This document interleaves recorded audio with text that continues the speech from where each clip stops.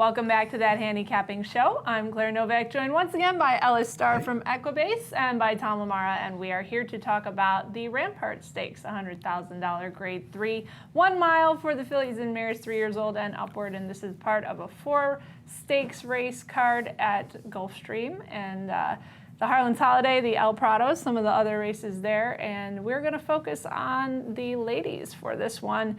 And Ellis, this is an interesting race from the perspective of trainer Marty Wolfson, who has a trio entered.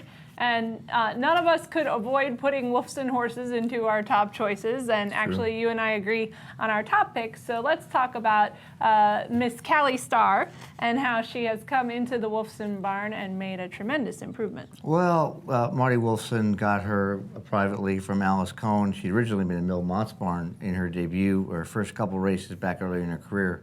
And the improvement she showed in Wolfson's care, whatever it was, resulted in a career-best 97 Equibase speed figure, winning by 5 lengths at Gulfstream West in a 2-turn mile. Now she cuts back to a mile.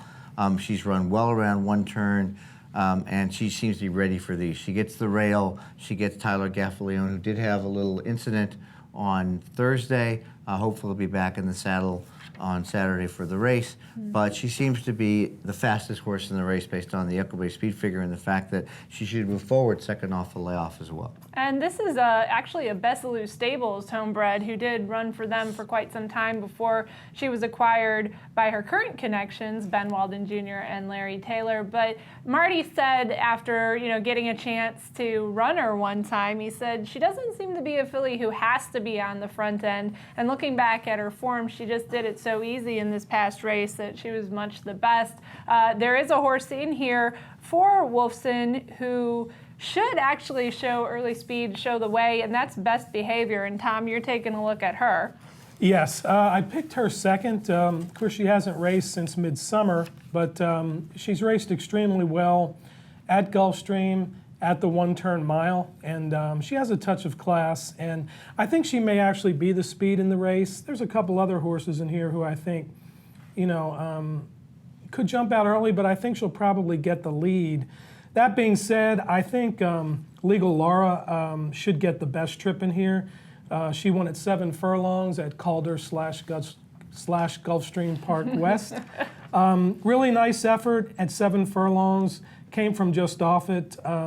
She's run well at a mile around 2 turns at Monmouth on the lead, but I think she's going to be well positioned from a more outside post, and I think the price will be pretty good. And I'm going to throw in the Jersey-bred Stift, who has won at the 1-turn mile at Gulfstream Park. It was an entry-level allowance race a while back, but she also showed some class at Monmouth, and I think she'll be running late. But Legal Laura is my top pick. And Ellis, Legal Laura is someone you and I also both like. Yeah, Legal Laura is my second win contender, and Best Behavior is my third. All 3 of the fillies come off wins. Legal Laura, as Tom pointed out, comes off a nice win at 7 furlongs at Gulfstream West. This is a 1-turn mile, so it's really the same kind of a race, in my opinion. And she gets a positive jockey change, even though Gallardo rode her to the win. Paco Lopez gets on. Best Behavior is interesting. Now, I did notice one thing about Best Behavior and Callie Starr when I looked at the workouts.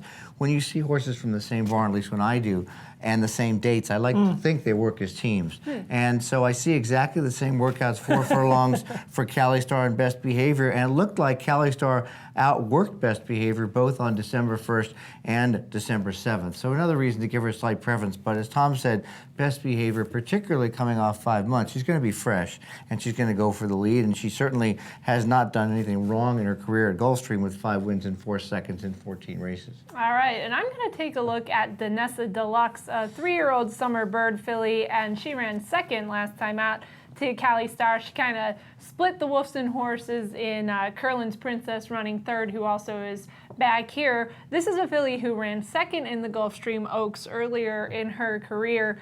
And it hasn't really, she struggled to find the winner's circle. I think she was a little bit overly placed in the Mother Goose Grade 1.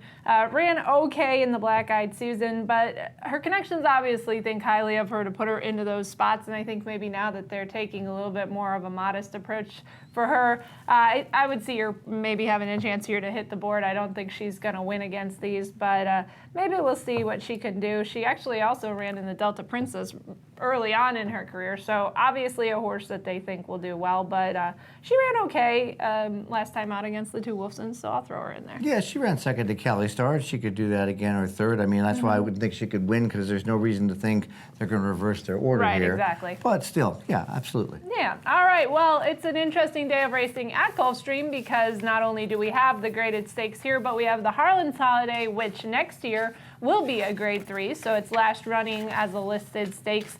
And this race has drawn the likes of Made from Lucky and Valid and however you pronounce that Quisquiano horse's name. And Ellis, what did you think about in this race? My picks in the race are Encryption,